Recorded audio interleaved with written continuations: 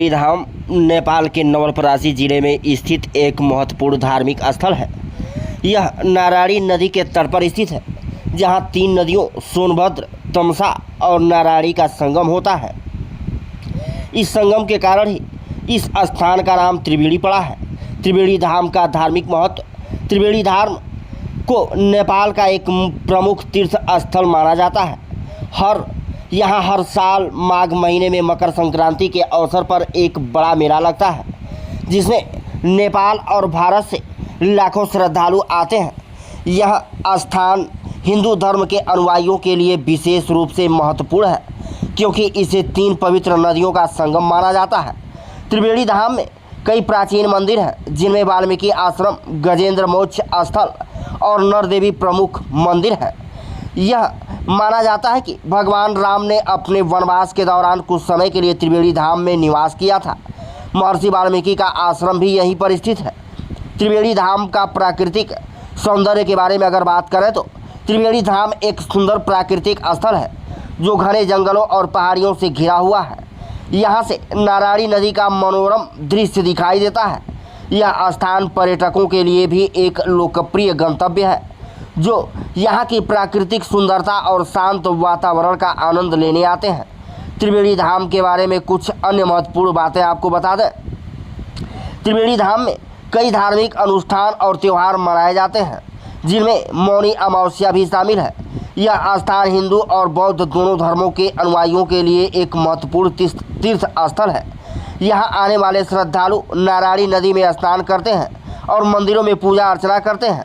त्रिवेणी धाम का महत्वपूर्ण न केवल धार्मिक दृष्टि से है, बल्कि यह प्राकृतिक सौंदर्य और सांस्कृतिक धरोहर का भी प्रतीक है। देखा पूरी रिपोर्ट मनोज गिरी के साथ। और ये माता किस तरीक़ा से यहाँ किसी लिए विराजमान हो गई बोल के बारे में आप लोग का जो इतिहास है, पहले ही गहा और गजरात दोनों भाई है। दोनों भाई में से राज्य के लिए जो लड़ाई हुआ है, वो लड़ाई में गजेंद्र मोक्ष धाम में दो भाई लड़ाई किया है, गोही और हाथी। हाथी भगवान विष्णु का एक नंबर भक्त था। डेली कमल का फूल ले जाके पाँव में दर्शन करके राज्य चलाता था। एक दिन वहाँ भाई का साथ जो लड़ाई हुआ, तो दिव्य 10,000 वर्ष लड़े हैं दोनों भाई, और उनका हार जीत नहीं हुआ है। आप भगवान विष्णु ने सोच रहे थे कि मेरा भक्त डेली आता था, क्यों नहीं आ रहा है। जब सोचे तो यहाँ लड़ाई में है, जब नहीं बुलाया है तो क्यों जाएंगे। बिना निमंत्रण तो कोई जा नहीं सकता। इसीलिए भगवान विष्णु भी अपना उसमें थे। लेकिन दिव्य 10,000 होने के बाद हाथी का जब हार होने लगा, भगवान विष्णु को हाथी ने आह्वान किया, प्रभु हम डेली आपका पास आता था, अब मेरा वहाँ आने का सामर्थ्य नहीं है जी।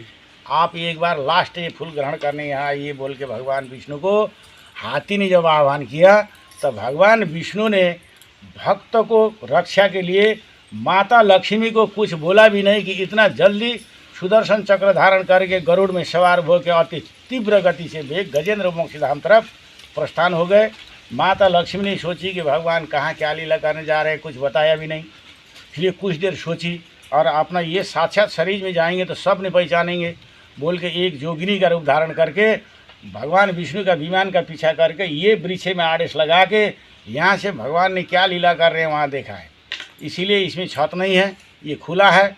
और लक्ष्मी रूपिणी साक्षात कल्याणी माता इनका भागवत में नाम है।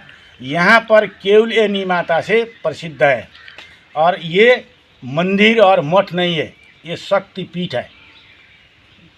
इतना घना जंगल का बीच में अभी तक भी देखिए सुनसान है। जंगल का जानवर माता को दर्शन के लिए आते रहते हैं। शेर आते हैं, जंगल में जितना भी जंतु जानवर है माँ का दर्शन के लिए आते हैं, लोग आते हैं। देखिए यहाँ आप लोग बैठिए, कितना शांत वातावरण है, आनंद है। जिसका मन में जो जितना भी पीर है, बाधा है, मुश्किल है, वो लेके आके यहाँ पर माता का चरण में पाँव रख के 2 मिनट बैठ जाइए। कितना आनंद है, आप लोग को खुद महसूस हो जाएंगे। और ये साक्षात लक्ष्मी रूपिणी कल्याणी माता है। इनका नाम है सबको कल्याण करने के लिए, चारों तरफ देखने के लिए खुला जगह पर बैठिए वृक्ष में आदेश लगा के। इनका नाम लक्ष्मी रूपिणी कल्याणी माता, लेकिन यहाँ प्रसिद्ध है कि उलैनी माता से। ये माता का उपस्थित यहाँ होना है। 1300 साल पहले ही यहाँ माँ विराजमान है। ये माँ देखिए, मूर्ति ऐसा है, और इसमें यो शक्तियाँ है कि आप लोग कोई भी कार्य अगर आप नहीं सोचिएगा कि हम जहाज़ चढ़ जाएंगे, जहाज़ मेरा पास हो जाएगा, इतना असंभव है, सोचिएगा तो कहाँ से होगा। हाँ, नहीं तो अपना जो कार्य कर रहे हैं, मेहनत कर रहे हैं, कोशिश कर रहे हैं, वो चीज़ नहीं हो रहा है, माँ को दर्शन करके जाइए। 1 हफ्ता 15 दिन में कार्य सिद्धि हो जाएगी। ये हर एक लोग आके सिद्ध करके गए हैं।